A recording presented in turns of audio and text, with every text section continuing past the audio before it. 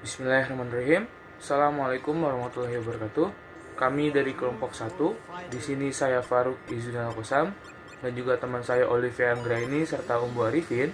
Di sini kami akan menjelaskan kasus-kasus yang terjadi di dalam komunikasi lintas budaya. Namun sebelumnya, di sini saya akan menjelaskan terlebih dahulu tentang apa itu komunikasi lintas budaya. Komunikasi lintas budaya menurut Stewart adalah sebuah komunikasi yang terjadi dalam suatu kondisi di mana terdapat atau menunjukkan banyak sekali perbedaan-perbedaan budaya, misalnya nilai-nilai, adat, norma, kebiasaan, bahasa, dan lain sebagainya. Nah, komunikasi lintas budaya ini memiliki beberapa elemen-elemen sehingga menciptakan sebuah komunikasi lintas budaya.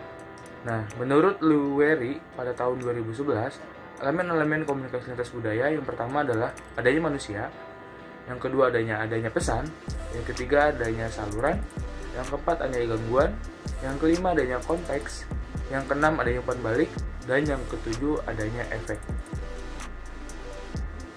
Contoh kasus komunikasi lintas budaya. Nah, dalam video ini kami akan memberikan contoh kasus di mana adanya perbedaan budaya yang dapat mengakibatkan adanya gangguan komunikasi. Banget sih, serem. Jangan takut orang, kami ini petugas hotel, bukan penculik. Masa pikir kita penculik? Memangnya kita mau bius terus ambil mereka punya ginjal kah? Lalu mayatnya kita buang di semak-semak. Terus mereka dimakan sama anjing liar. Terus satu lagi berulang, susah diotong. Terus mereka hilang jejak. Keluarganya cari tidak dapat. Selfie. Kenapa bos? Orang kota susah diajak bercanda. Oh, kaku sekali. Nah, kita bisa lihat dari dalam video pertama tersaji cuplikan di mana ada seorang driver berasal dari Indonesia bagian timur dan 2 orang wisatawan berasal dari Jakarta. Di mana di tengah perjalanan 2 orang driver ini mengajak bercanda wisatawan ini. Namun dikarenakan adanya selera humor yang berbeda dan dukungan dari perwatakan karakteristik mereka khas masyarakat timur, candaan mereka ini dianggap sebagai candaan yang serius sehingga wisatawan ini terlihat sangat takut dan terlihat sangat sedih dengan candaan yang mereka tawarkan gitu dan candaan yang mereka berikan. Menurut Manser, tahun 1989 ada beberapa teori tentang humor. Salah satunya adalah teori pembebasan dan teori tekanan. Nah, humor itu muncul dari suatu atau sebuah kebohongan dan tipuan muslihat bisa berupa rasa simpati dan pengertian pendapat yang akan menjadi simbol dari sebuah pembebasan dan tekanan tersebut. Ngomong-ngomong, hotelnya kenapa namanya Humba Sunrise? Kenapa nggak Sumba Sunrise? Humba sama Sumba itu sama arti. Tapi kami bilangnya Humba. Oh, kamu asli sini? Ya, rumah keluarga saya tidak jauh dari sini. 1 jam saja jalan kaki. 1 jam jalan kaki itu dekat. Oh, kami sudah biasa jalan kaki dari kecil. Ini ada pembicaraan antara Kiara dan Abe.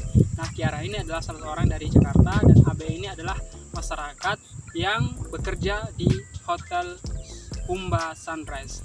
Nah, pada pembicaraan mereka, si Kiara ini bertanya pada Abe, kenapa nama hotel ini Humba Sunrise bukannya Sumba Sunrise? Padahal masyarakat luar atau di luar Sumba, di luar NTT menyebutnya adalah Sumba. Lalu dalam pembicaraan itu Abe pun menjawab bahwa Humba sama Sumba itu sama artinya. Yang berarti di sini antara kata Sumba dan kata Humba memiliki pengertian yang sama. Tetapi masyarakat di daerah tersebut menyebutnya sebagai Humba, bukan Sumba. Tetapi pada orang luar daerah menyebutnya sebagai Sumba. Sesuai. Lihat sebentar kan mas. Lihat sebentar mas. Nggak akan gue banting. Syake. What's syake? Syake itu kayak sialan tapi lebih amsyong lagi. What's amsyong? Oke, nama orang Cina gitu, ngerti.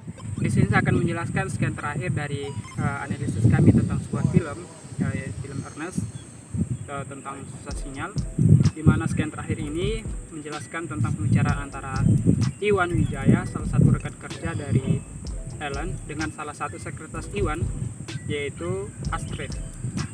Pada pembicaraan ini ada sebuah berita, di mana berita ini tentang klien si Iwan.